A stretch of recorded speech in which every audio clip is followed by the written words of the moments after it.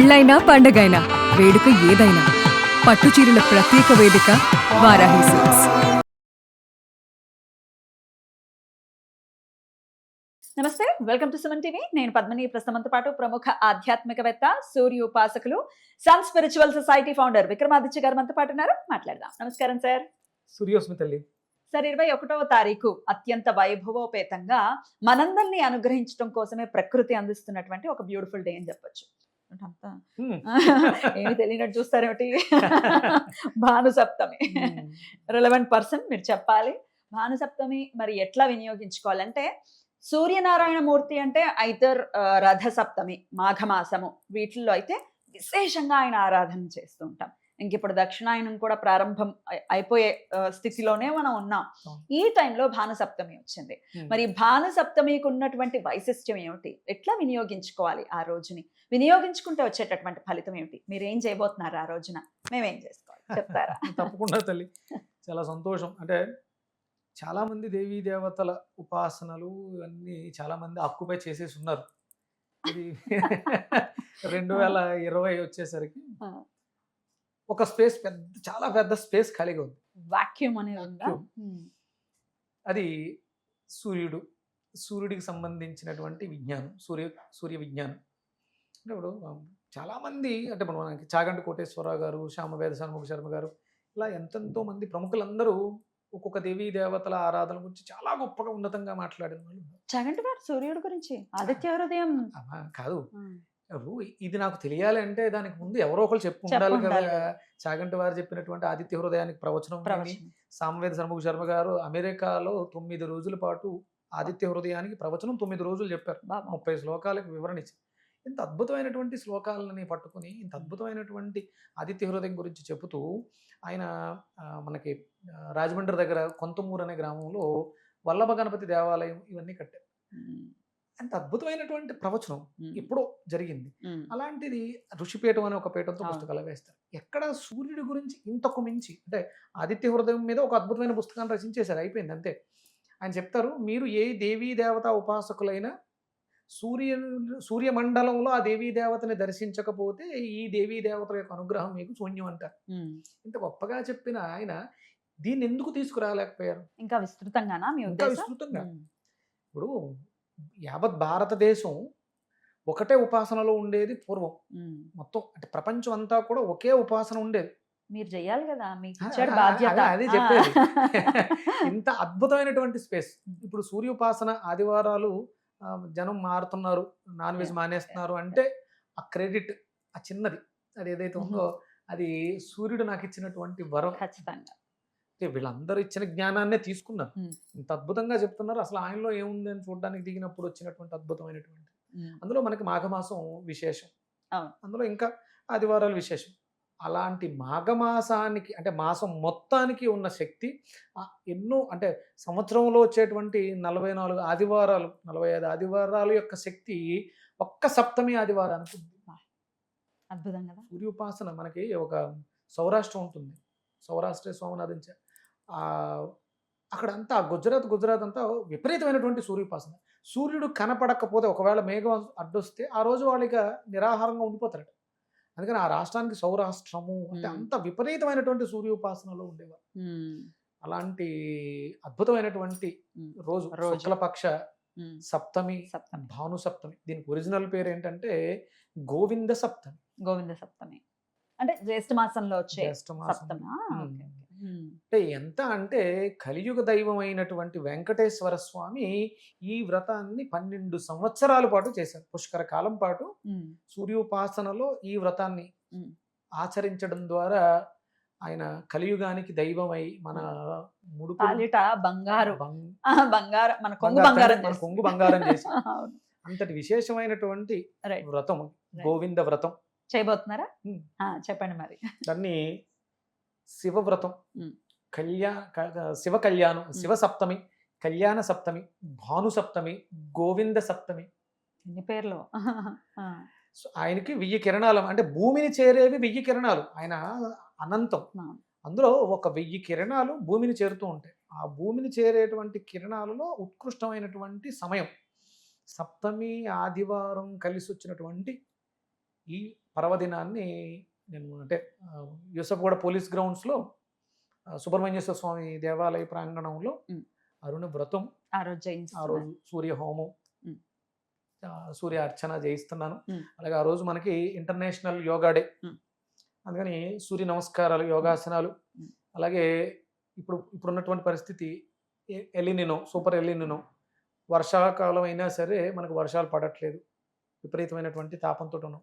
అందుకని వృక్షారోపణ కార్యక్రమం ఆ రోజు ఉంది కదా. ఆ రోజు నుంచే ఇది ప్రారంభం అవుతుంది ఉమ్. మన సన్ స్పిరిచువల్ సొసైటీ నుంచి. దానికోసమే నిన్ను అడిగా, కొంచెం మన వాళ్ళకి చెప్పు, వాలంటీర్స్ కావాలి నాకు అని చెప్పేసాను. వచ్చారా? చాలా మంది వచ్చారు. బ్యూటిఫుల్. ఊరు నుంచి నాకు కాల్స్ వచ్చాయి. కాల్స్ వచ్చాయి. వాళ్ళు మేము రెడీగా ఉన్నాం గురువు గారు చేయడానికి అని చెప్పేసి అన్నారు. చాలా సంతోషం. ఆ రోజు మనం గోవింద వ్రతం చేద్దాం. ఓకే, మరి ఎవరైనా అందరూ ఆహ్వానితులైనా ఆహ్వానితులే, రావచ్చా? స్వామివారి దర్శనం చేసుకోండి, ఆ ఆశీర్వాదాన్ని. ఎందుకంటే సామూహికంగా చేసేదానికే శక్తి ఎక్కువగా ఉంటుంది. ఎన్నింటికి మొదలవుతుంది? ఉదయం 8 గంటలకు ప్రారంభిస్తున్నామమ్మా. అరుణ వ్రతం ఉంటుంది, అరుణ హోమం ఉంటుంది. సుదూర ప్రాంతాల్లో అంటే హైదరాబాద్ ప్రాంతాల్లో ఉన్న వాళ్ళైతే ఖచ్చితంగా సండే హాయిగా హాలిడే వచ్చి స్వామివారిని దర్శించుకునేటటువంటి ప్రయత్నం చేయండి, చాలా చక్కగా జరుగుతుంది. కాబట్టి మరి వేరే ఊళ్ళల్లో ఉన్న మరి భాను సప్తమిని ఎలా వినియోగించుకోవాలి? ప్రస్తుతానికి నామస్మరణ చేసుకుంటూ మీ పేరు గోత్రాలు చదువుకుని విక్రమాదిత్య అన్నయ్య, విక్రమాదిత్య కొడుకు, విక్రమాదిత్య తమ్ముడు చేస్తున్నటువంటి కార్యక్రమంలో మీరు మానసికంగా భాగస్వాములు కండి. ఇది ప్రతి ఇంటికి చేరే విధంగా పుస్తకం కొట్టిస్తున్నాను. త్వరలోనే ఆ వ్రతానికి సంబంధించిన యంత్రము, పుస్తకం కూడా నేను ఇంటింటికి పంపించి ప్రతి ఇంట్లోనూ ఇది జరిగే విధంగా ప్లాన్ చేస్తాను. అంటే సూర్య వ్రతమా, దాన్ని ఏదో చెప్పారు కదా? గోవింద వ్రతం, కళ్యాణ వ్రతం, ఇదేనా? కళ్యాణ సప్తమి వ్రతం, గోవింద సప్తమి వ్రతం, భాను సప్తమి వ్రతం. ఓకే, ఇప్పుడు ఎట్లా అయితే సప్త శనివారాల వ్రతం చేసుకుంటున్నామో అలాగే ఇన్ని వారాలు అని ఉంటుంది కదా. సప్త అనే సంఖ్య అయింది, అందుకని 7 ఆదివారాల గోవింద వ్రతం.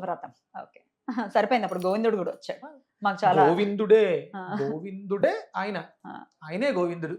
అది ఎప్పుడు వస్తుంది అనేది వివరంగా మళ్ళీ మరి కొద్ది రోజుల్లో చేసి పెడదాం. రెడీ అయిన తర్వాత చేసి డన్. అయితే అది చేసుకుంటే ఇంకా అసలు ఆ రోజు ఉదయం సూర్యోదయానికి పూర్వమే నిద్రలేచి అభ్యంగన స్నానం చేసుకుని సూర్యుడికి అర్ఘ్యం ఇచ్చేసి మీకు ముగ్గుతోటి అష్టదళ పద్మాన్ని వెయ్యండి.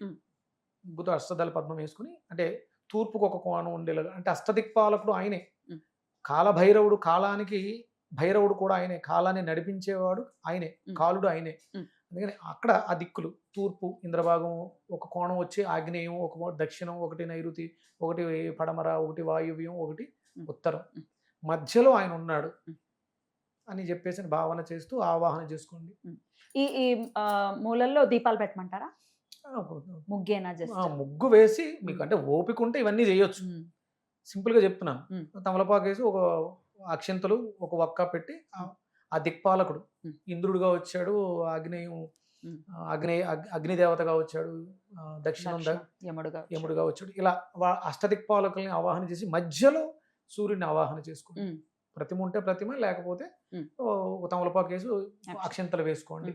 ఒక సూర్యుడి ఫోటో పెట్టుకోండి, దీపం వెలిగించండి, పంచోపచార పూజ చేయండి, అష్టోత్తరం చదవండి, సూర్యాష్టకం చదవండి, ఆదిత్య హృదయం చదవండి, పరమాన్నాన్ని నివేదన చెయ్యండి.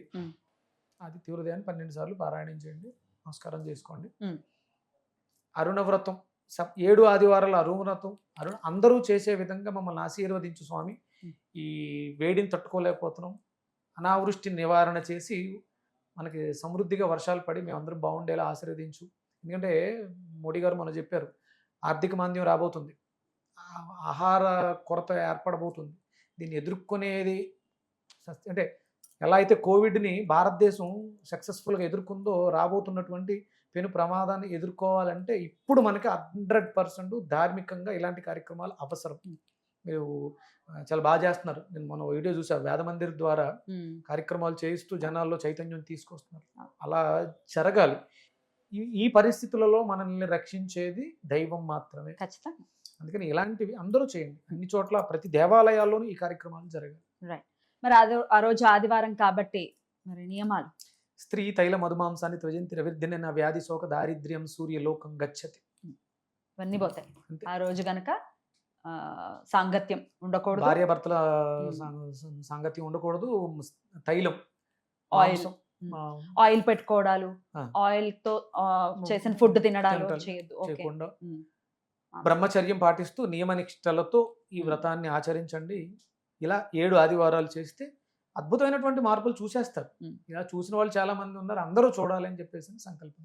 బ్యూటిఫుల్. అలాగే చూస్తారు ఖచ్చితంగా. సూర్యనారాయణమూర్తి ప్రత్యక్ష దైవం, ఆయనను ఖచ్చితంగా నమస్కారం చేస్తే సరిపోతుంది. నమస్కార ప్రియో భాస్కర. భాస్కర మనకు తెలిసిన విషయం. తులసి దళం ఇస్తేనేమో విష్ణుమూర్తి ప్రసన్నుడు అయిపోతాడు. అవి కొన్ని నీళ్లు అభిషేకం చేస్తే అభిషేక ప్రియ పరమేశ్వరుడు, అవును. నమస్కార ప్రియుడు భాస్కరుడు. అవును. తులసి అక్కర్లేదు, నీళ్లు అక్కర్లేదు. 2 చేతులు ఎత్తి కానీ అంటే అవకాశం ఉంటే నీటితో అభిషేకం చేయాలి. అవకాశం ఉంటే తులసి దళాలతో విష్ణుమూర్తిని అర్చన చేయాలి. నమస్కారం పెడితే సరిపోద్ది అన్నాడు విక్రమాదిత్య అని చెప్పేసి ఇవన్నీ మానేసి సింపుల్ వద్దు. చెయ్యలేని వాళ్ళకి, చేత కాని వాళ్ళకి, కుదరని వాళ్ళకి తప్ప ఇవన్నీ చేస్తే అదే విష్ణువుగా, బ్రహ్మగా, విష్ణువుగా, మహేశ్వరుడిగా ఉన్నటువంటి సూర్యనారాయణమూర్తి అనుగ్రహం పరిపూర్ణంగా ఉంటేనే మనం ఆరోగ్యంగా ఆయుష్తో ఉంటాం. బ్యూటిఫుల్. అలాగే ఉండాలని మనస్ఫూర్తిగా కోరుకుంటూ చాలా అద్భుతంగా తెలియజేశారు. మరి ఈ ఆదివారం 21వ తారీఖు యూసఫ్గూడలో సుబ్రహ్మణ్యేశ్వర స్వామి ఆలయం ఇటుపక్క. మరి మీరు హైదరాబాద్ లో కనుక ఉంటే ఖచ్చితంగా వచ్చే దయచేసి దూర తీరాల నుంచి వచ్చి ఇబ్బంది పడొద్దు. ఎండలు చాలా ఎక్కువగా ఉన్నాయి. ఎక్కడ వాళ్ళు అక్కడే ఉండండి. ప్రతి చోటకి ఇది వస్తుంది. ప్రతి చోట మనందరం కలిసి చేద్దాం. నేను కూడా మీ ఇంటికి వస్తాను.